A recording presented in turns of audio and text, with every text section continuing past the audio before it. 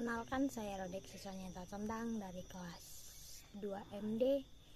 Di sini saya akan mempresentasikan tugas kewarganegaraan saya, yaitu PPT yang diambil dari bab 4. Materi yang saya bawakan hari ini yaitu Demokrasi dan Pendidikan Demokrasi, yang dibuat oleh Rodek, siswanya Tondang dengan MPM 2214 10105. Pengertian demokrasi. Demokrasi merupakan bentuk pemerintahan di mana semua warga negaranya memiliki hak yang sama untuk mengambil keputusan yang dapat mengubah hidup kita.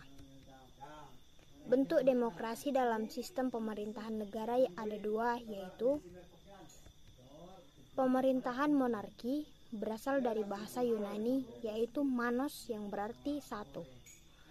Monarki merupakan sejenis pemerintahan yang dipimpin oleh seorang penguasa monarki atau sistem kerajaan yang tertua di dunia. Yang kedua, pemerintahan republik.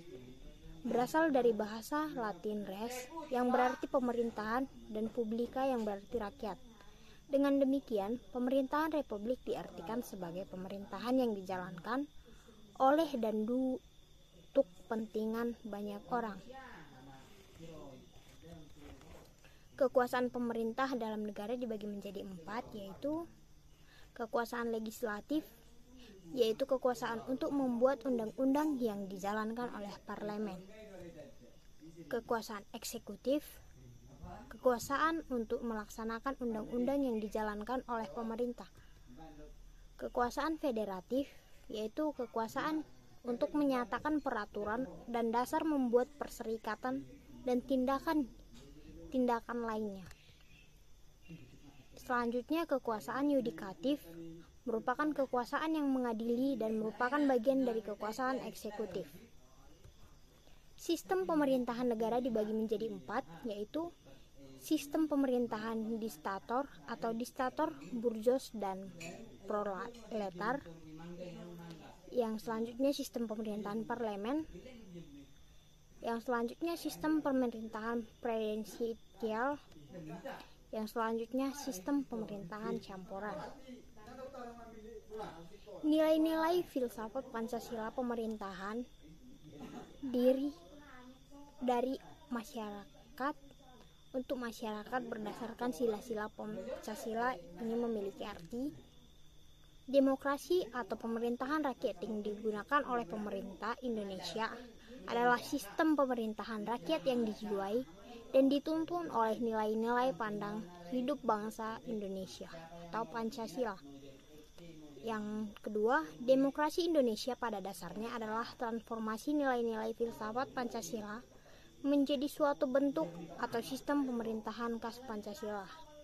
Yang ketiga, demokrasi Indonesia yang dituntun oleh Pancasila adalah konsekuensi dari komitmen pelaksanaan Pancasila dan Undang-Undang 1945 secara murni dan konsekuen di dalam bidang pemerintah dan politik.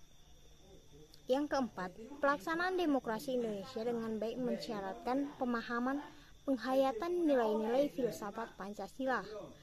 Yang kelima, pelaksanaan demokrasi Indonesia dengan benar adalah pengalaman Pancasila melalui politik pemerintah.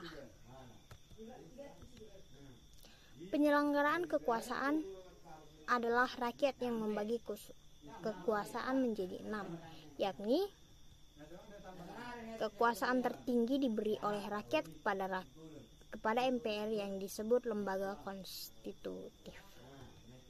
Yang kedua, DPR sebagai pembuat undang-undang disebut lembaga legislatif. Yang ketiga, Presiden sebagai penyelenggara pemerintahan disebut lembaga eksekutif. Yang keempat, DPA pemberi saran kepada penyelenggara pemerintah disebut lembaga konsultatif. Yang kelima, MA sebagai lembaga pengadilan dan penguji undang-undang disebut lembaga yudikatif. Yang terakhir, BPK lembaga yang mengedit keuangan negara disebut lembaga auditatif. Demokrasi Pancasila memiliki ciri, yakni yang pertama, keputusan politik berdasarkan kepentingan bersama. Yang kedua, keputusan dibuat dengan logika mayoritas, tetapi menyertakan semua kepentingan dan kelompok. Yang ketiga, politik diorientasikan untuk jangka panjang, bukan kepentingan sesaat. Yang keempat, yang dikembangkan adalah toleransi positif, bukan toleransi negatif. Toleransi positif dibangun berdasarkan hikmat bijaksanaan, sedangkan toleransi negatif dibentuk dalam politik transaksional. Sekian dari saya ucapkan terima kasih.